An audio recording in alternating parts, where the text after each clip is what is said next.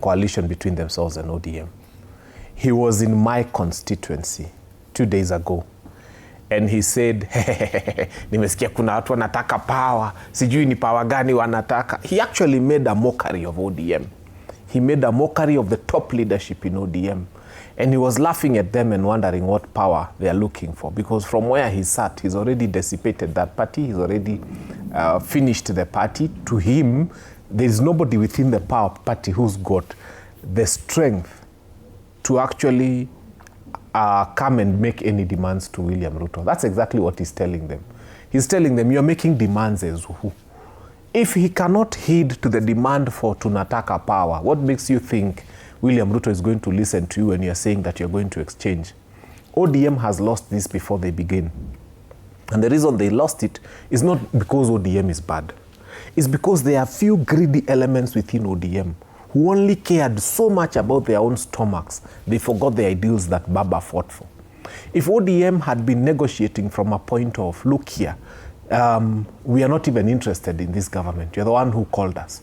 And we could go back to the streets, or we could do this, or we could stay away from government and we shall have a presidential candidate. William Ruto would listen to them. But if you're already too willing to be swallowed by this new coalition, you're already offering yourself before you are even asked, then you lose your value. Yes. And in the eyes of William Ruto, ODM has lost value. To be honest, these are not equal coalition partners coming together the way they were when Baba was alive. This is one president looking at ODM and laughing down at them seriously and saying, you guys, you have no choice but to work with me. But having said that, I'd like to say that ODM is going to seriously lose seats in Nairobi. There was something called the Kalonzo factor that people tend to wish away. And I can tell you every single MCA who was elected in Nairobi on an ODM ticket benefited immensely from the votes that Kalonzo Musyoka brings to them here in Nairobi. Any person within ODM who has been elected as an MCA or an MP within Nairobi also benefited immensely from the votes that come from people from the Gusii region who are living in Nairobi and the people who come from the Western region who are living in Nairobi. Those are parts of ODM that are no longer there. There used to be an ODM that sisi wenyewe tulikuwa tunaheshimu sana. Myself, I was in Azimio, and I keep saying, and I worked very closely with ODM, and I loved and respected Raila Odinga. And I can tell you, there was ODM that had the whole of Nyanza, it had the whole of Gusii region, it had the whole of Western, it commanded the whole of Coast, it commanded a big and significant part of Nairobi. In fact, ODM was always leading in Nairobi.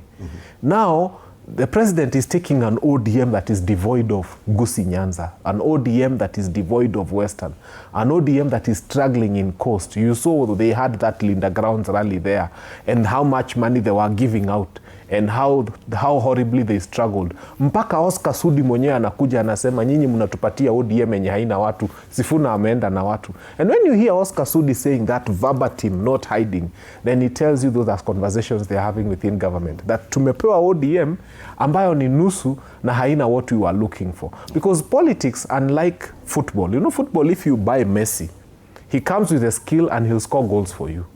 It is not the same as in politics. You can buy a player in politics, but he doesn't come with his supporters. Now they've got an ODM that did not come with the people, and that's the problem they're having to deal with. You mentioned something very interesting, and I think that is what we should go to next. The fact that ODM appears to be negotiating on a different level right now. When Raila Odinga was negotiating for the broad-based arrangement, everything was based on the 10-point agenda. But it would appear, and from the story we saw, that communication on this 10-point agenda is a bit